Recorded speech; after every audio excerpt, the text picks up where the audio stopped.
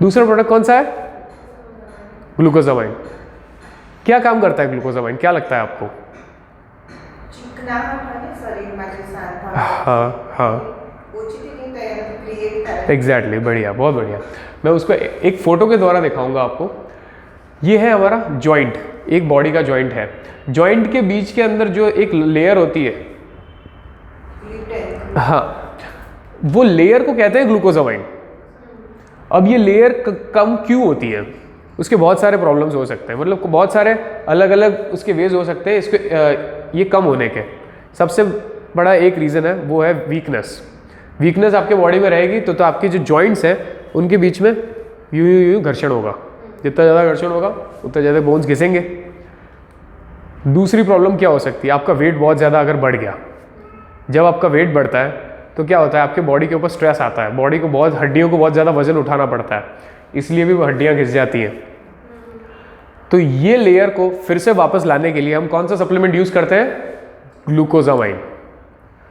Glucosamine, glucosamine की जो एक टैबलेट रहती है उसके अंदर क्या क्या कंटेंट्स में आता है? पहला कंटेंट है खुद ग्लूकोजामाइन आता है, उसके अंदर ग्लूकोजामाइन सल्फेट आता है। ग्लूकोजामाइन सल्फेट क्या करता है कि आपकी यहाँ की जो लेयर की जो कमी है उस कमी को दूर करेगा। पर क्या हमें पूरी ज़िंदगी भर ग्लूकोजामाइन खानी चाहिए, या कोई ज़िंदगी भर कोई भी गोली खानी चाहिए? क्या आपको लगता है? नहीं खानी चाहिए, राइट? तो उसके लिए इसके अंदर आता है MSM, मिथाइल सल्फोनाइल मीथेन, नाम बहुत लंबा है। दूसरी चीज़ आती है इसमें बोस्वेलिया। बोस्वेलिया एक प्लांट होता है। इन दोनों को जब आप एक साथ इकट्ठा करते हो तो इससे होता क्या है, ये जब आपकी बॉडी में जाएगा ग्लूकोजामाइन के साथ, तो ये अपने बॉडी के अंदर अपने आप ग्लूकोजामाइन पैदा करना शुरू कर देगा। मतलब क्या होगा कि जब आपने ग्लूकोजामाइन लेना बंद कर दिया उसके बाद भी ये आपके बॉडी के अंदर ग्लूकोजामाइन को प्रोड्यूस करता रहेगा। करक्यूमिन, करक्यूमिन का मतलब सिंपल भाषा में समझाए तो हल्दी। हल्दी का काम क्या होता है, आपको कभी भी चोट लग जाती है या बॉडी में पेन हो रहा है तो आप क्या करते हैं, दूध के अंदर हल्दी मिला के पी लेते हैं।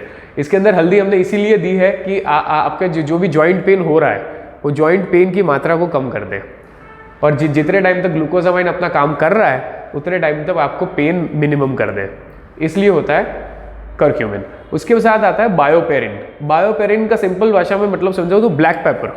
ब्लैक पेपर, ब्लैक पेपर का काम क्या होता है कि जब भी आपको बॉडी में जलन मच रही है, कोई भी टाइप की जलन हो रही है, तो आप ब्लैक पेपर लोगे तो वो जलन दूर हो जाएगी। ब्लैक पेपर को इसीलिए ऐड किया हुआ है। इन सारी चीज़ों को एक साथ मिलाएंगे तो क्या होगा कि आपकी जॉइंट्स मजबूत होने लगेंगे। जॉइंट्स के बीच में जो लिक्विडिटी है वो भी बढ़ेगी, मतलब जो आप जो बोल रहे थे जो लिक्विड फ्लूइड आता है जॉइंट्स के बीच में वो भी बढ़ने लगेगा, और उसके साथ साथ जो पेन जो हो रहा था वो पेन भी धीरे धीरे कम हो जाएगा।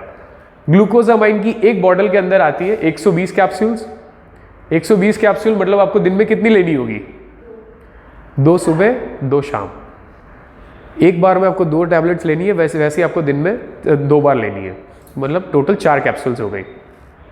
अब आपको काफ़ी लोग ऐसा है, आपके क्लाइंट्स मिलेंगे, कस्टमर्स मिलेंगे जो लोग आपको कहते होंगे कि मुझे जॉइंट्स में प्रॉब्लम है। और वैसे देखने जाए तो जॉइंट भी एक हड्डी है। अगर आपको हड्डी में प्रॉब्लम है मतलब आपके बॉडी में कैल्शियम की भी कमी है। मतलब जब भी आप ग्लूकोजामाइन किसी को सजेस्ट करेंगे तो आप पूरी कोशिश करेंगे कि आप उसके साथ साथ उनको कैल्शियम भी सजेस्ट करें। उनके बॉडी में जितनी कैल्शियम की मात्रा ज़्यादा होगी ग्लूकोजामाइन का असर उतना ज़्यादा बेहतर होगा। दूसरी बात, काफ़ी लोग ये कहते हैं कि डायबिटीज़ पेशेंट को ग्लूकोजामाइन नहीं देनी चाहिए, उनका डायबिटीज़ का लेवल बढ़ जाता है।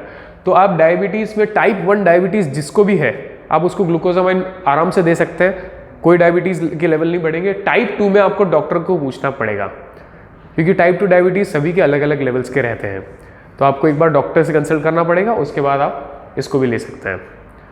ये हो गया ग्लूकोजामाइन। अब ग्लूकोजामाइन और कैल्शियम कॉम्प्लेक्स, इन दोनों में क्या क्या अंतर है आगे वो भी देखेंगे।